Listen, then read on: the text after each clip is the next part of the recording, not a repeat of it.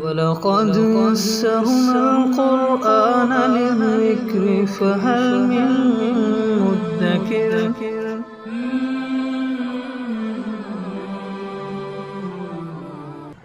سورة العصر اعوذ باللہ من الشیطان الرجیم بسم اللہ الرحمن الرحیم والعصر ان الانسان لفی خسر، قسم ہے زمانے کی، یقیناً سارے انسان نقصان میں پڑے ہوئے ہیں۔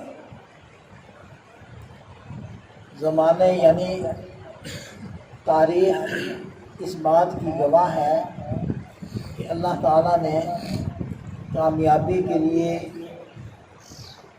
بنیادی طور پر دو چیزیں ذکر کی ہیں، اور اس کے بعد دو اور چیزیں اس صورت میں ذکر کی ہیں۔ پہلی دو چیزیں کیا ہیں؟ ایمان اور عمل صالح، یہ بنیاد ہے کامیابی کی۔ اور تاریخ انسانی اس بات کی گواہ ہے کہ پہلی قوم میں اگر انہوں نے ترقی پائی ہے تو ان دو صفات کی بنیاد پر، اور اگر زوال پذیر ہوئی ہے تو پھر انہی صفات سے محروم ہونے کی بنا پر۔ سابقہ انبیاء کرام، ان کی تعلیمات، ان کی دعوت، یہی دو چیزیں تھیں، ایمان اور عمل صالح۔ اور سابقہ جتنی بھی کتابیں نازل ہوئی ہیں اس کا خلاصہ بھی یہی ہے، اور نبی پاک صلی اللہ علیہ وسلم کی جو تعلیمات ہیں، قرآن جو کہتا ہے وہ بھی یہی ہے، ایمان اور عمل صالح۔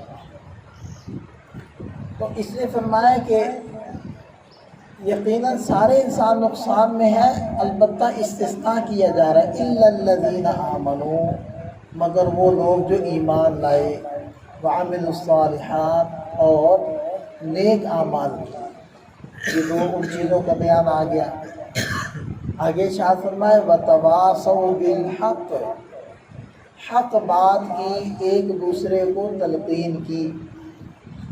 اس سے کیا پتہ چلا کہ کامیاب ہونے کے لیے صرف پہلی دو چیزیں کافی نہیں ہیں، اس کے ساتھ آدمی اپنے حلقے اثر میں جب تک انہی چیزوں کے عمل میں آنے کی دعوت نہیں چلائے گا، اور جو حلقے اختیار ہے جہاں انسان کا بس چلتا ہے وہاں تو حکماً ان چیزوں کو نافذ نہیں کرے گا، اس وقت تک اس کی اپنی نماز، اس کا ایمان، وہ اس کو جنت میں لے جانے کے لیے کافی نہیں ہے۔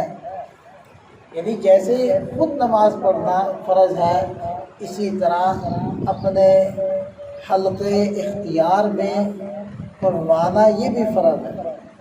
جہاں اس کی بات چلتی ہے، جہاں یہ سربراہ مانا جاتا ہے، وہاں اس کا پڑھوانا یہ بھی فرض ہے۔ جیسے پڑھنا فرض ہے، اسی طرح پڑھوانا بھی فرض ہے۔ اب اگر یہ پڑھ تو رہا ہے لیکن اپنے ماتحتوں کو پڑھا نہیں رہا تو اس کا مطلب ہے وہ ایک فرض ادا کر رہا ہے، دوسرا فرض ادا نہیں کر رہا۔ اور اگلی بات، چوتھی بات ارشاد فرمائے وتواصوا بالصبر، اور صبر کی ایک دوسرے کو تلقین کی۔ صبر قرآن کی ایک اصطلاح ہے۔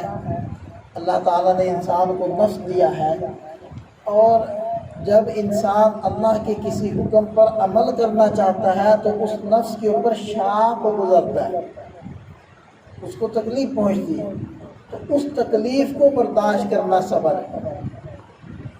اسی طرح اس کے اندر اس نفس میں تقاضے پیدا ہوتے ہیں گناہ کرنے کے، نافرمانی کے، اس نافرمانی والے تقاضے کو چھوڑنا اور نفس کو کچلنا اور اس کی مشقت کو برداشت کرنا، یہ صبر کی ایک دوسری شکل ہے۔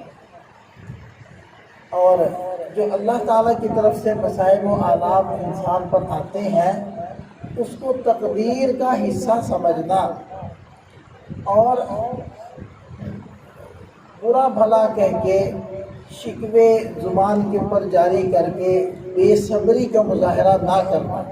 دیکھیں، اگر کوئی انسان کے اوپر افتاد آن پڑی ہے تو حدود کے اندر رہتے ہوئے اس کو دور کرنے اور ہٹانے کی کوشش کرنا یہ بے صبری نہیں ہے، बेसब्री ये होती है कि इंसान शिकवे शिकायत करने लग जाए और तकदीर पर अदम रजामंदी का इजहार करने लग जाए, ये बेसब्री होती है। तो सब्र के 3 जुज़ हो गए कि इंसान अल्लाह की इताअत में अपने आप को लगाए और उसके ऊपर जो मशक्क़त आए उसको बर्दाश्त करे, ये भी सब्र है, और गुनाह से अपने को रोके, उसके ऊपर जो मशक्क़त आए ये भी सब्र है, और जो अल्लाह की तरफ से मसाइब व आलाम लिखे हुए होते हैं और जो आते हैं बंदों के ऊपर, तो उनके बारे में शिकवा ज़ुबान पर न लाए और उसको बर्दाश्त करे, और बर्दाश्त करने के साथ साथ उसके ख़त्म करने के लिए असबाब इख्तियार करता रहे। तो ये सब्र की 3